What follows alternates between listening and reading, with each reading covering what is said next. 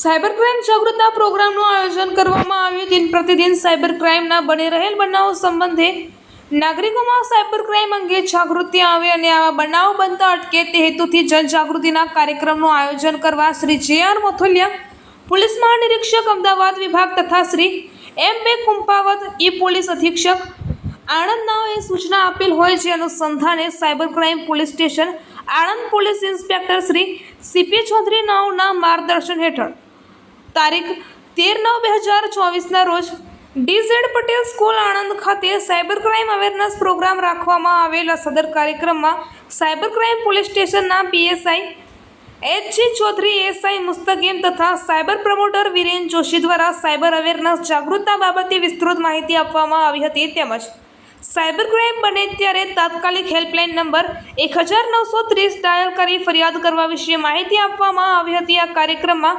Principal Tejas Jani, staff 300 જેટલા વિદ્યાર્થીઓ હાજર રહી કાર્યક્રમને સફળ બનાવ્યો હતો.